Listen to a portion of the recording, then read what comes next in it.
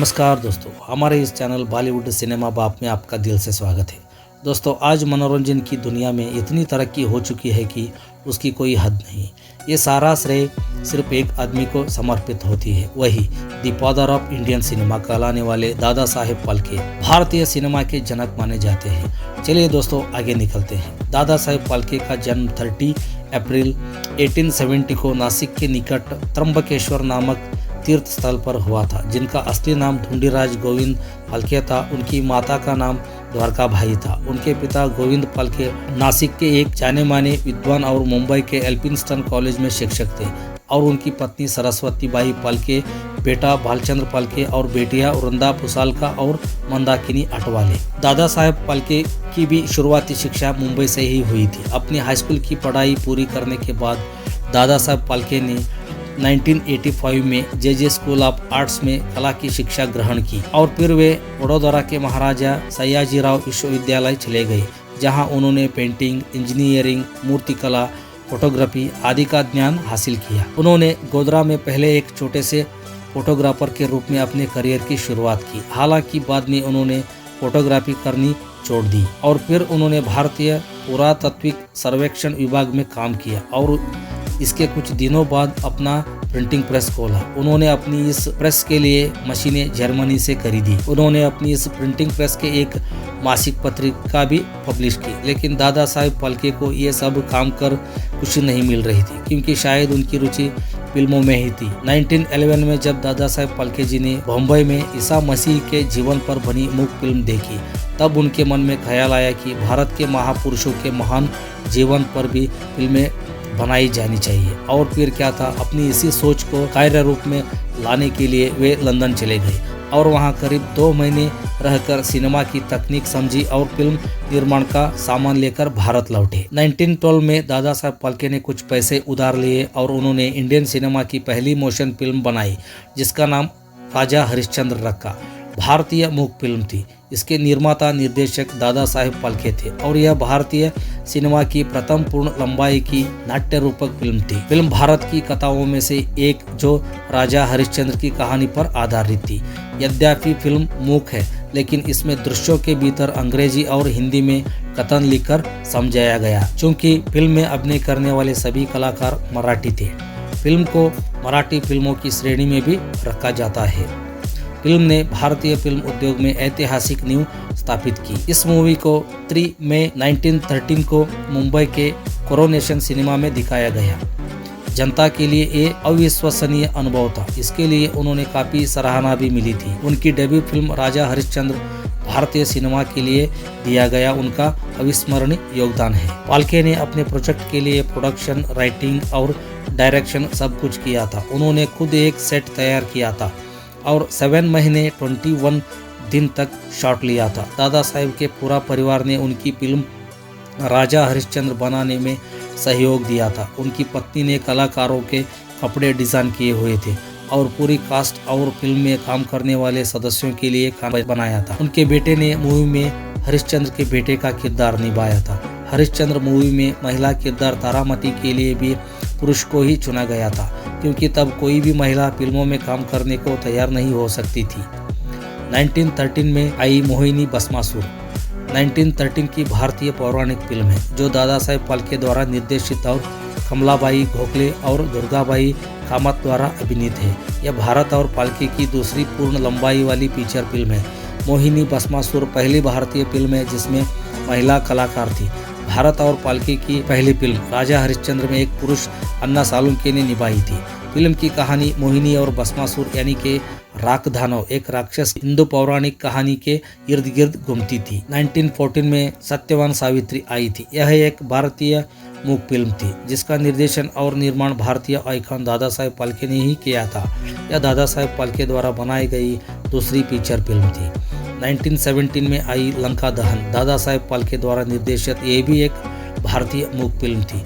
फाल्के ने इस हिंदू महाकाव्य रामायण के एक एपिसोड पर आधारित पर लिखी थी, जिसका श्रेय वाल्मीकि को दिया गया। यह फिल्म 1913 की राजा हरिश्चंद्र के बाद फाल्के की तीसरी फीचर फिल्म थी, जो पहली भारतीय पूर्ण लंबाई वाली फीचर फिल्म थी।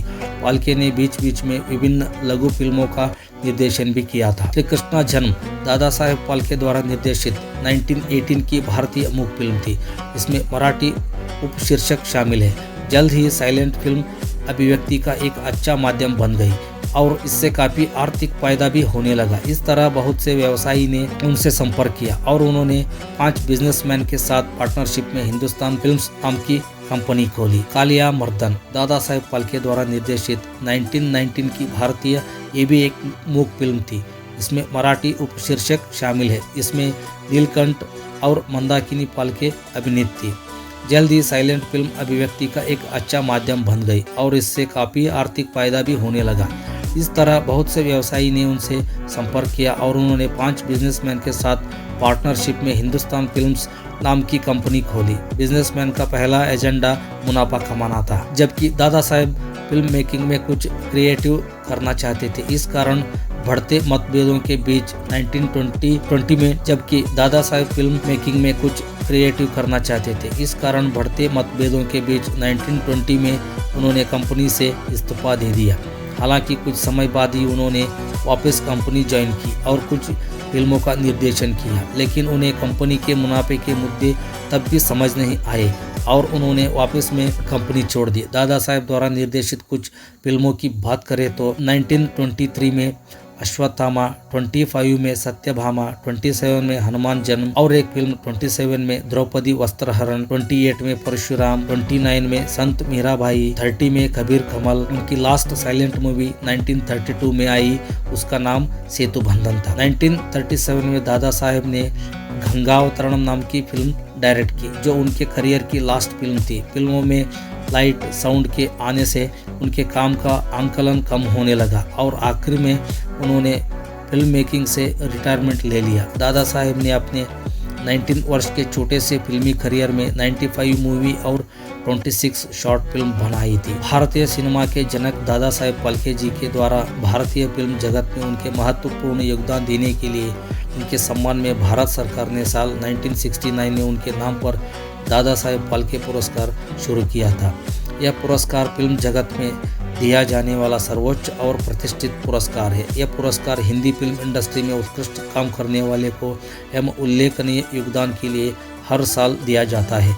इस पुरस्कार में 2 लाख रुपए की राशि और स्वर्ण कमल दिया जाता है। ये 1970 से प्रदान किया जाता है। अब तक ये 40 से अधिक व्यक्तियों को दिया जा चुका है। दादा साहेब फाल्के अकेडमी के द्वारा भी दादा साहेब फाल्के के नाम पर 3 पुरस्कार भी दिए जाते हैं, जो है फाल्के रत्न अवार्ड, फाल्के कल्पतरु अवार्ड और दादा साहेब फाल्के अकेडमी अवार्ड्स। यह 1969 में पहला पुरस्कार अभिनेत्री देविका रानी को दिया गया था। उसके बाद कई सारे महान फिल्मी दिग्गजों को दिया गया है। 1970 में बीरेंद्र नाथ सरकार, 71 में पृथ्वीराज कपूर, 72 में पंकज मुल्चिक, 73 में रूबी मय्यर सुलोचना, 74 में भम्मी रेड्डी नरसिम्हा रेड्डी, 75 में धीरेन्द्र नाथ गंगुली, 76 में कर्ण देवी, 77 में नितिन बोस, 78 में रायचंद भोरल, 79 में सौरभ मोदी, 80 में पैदी जयराज, 81 में नौशाद, 82 में एलवी प्रसाद, 83 में दुर्गा कोटे, 84 में सत्यजीत रे, 85 में वी शांताराम, 86 में नागी रेड्डी, 87 में राज कपूर, 88 में अशोक कुमार, 89 में लता मंगेशकर, 19 में अक्किनेनी नागेश्वर राव, 91 में बालजी पेंडारकर, 92 में भूपेन हजारिका, 93 में मजरू सुल्तानपुरी, 94 में दिलीप कुमार, 95 में राजकुमार कन्नड़ा सुपरस्टार, 96 में शिवाजी गणेशन, 97 में कवि प्रदीप, 98 में बी आर चोपड़ा, 99 में ऋषिकेश मुखर्जी, 2000 में आशा भोसले, 2001 में यश चोपड़ा, 2002 में देवानंद, 2003 में मृणाल सेन, 2004 में अडोर गोपाल कृष्ण, 2005 में श्याम बेनगल, 2006 में तपन सिन्हा, 2007 में मन्ना डे, 2008 में वीके मूर्ति, 2009 में डी रामानायडू, 2010 में के भालचंदर, 2011 में सुमित्रा चटर्जी, 2012 में प्राण, 2013 में गुलजार, 2014 में शशि कपूर, 2015 में मनोज कुमार, 2016 में काशीनाथुनी विश्वनाथ, 2017 में विनोद खन्ना, 2018 में अमिताभ बच्चन, 2019 में रजनीकांत, 2020 में आशा पारेख, 2021 में रजनीकांत, 2022 में आशा पारेख, 2023 में रेखा। 1971 में भारतीय डाक द्वारा उनके चेहरे का एक पोस्टल स्टाम्प भी आया हुआ है। दादा साहेब फाल्के की मृत्यु 16 फरवरी 1944 को 70 साल की उम्र में नासिक में हुई थी। दोस्तों, आज का एपिसोड समाप्त होता है। मिलते हैं और एक शानदार सितारा से। आप हमारे इस चैनल को सब्सक्राइब करो, बेल आइकन प्रेस करो ताकि हर वीडियो की नोटिफिकेशन आप तक पहुंच सके। हमारे चैनल की हर वीडियो को अपने यार दोस्तों में साझा करो। धन्यवाद दोस्तों।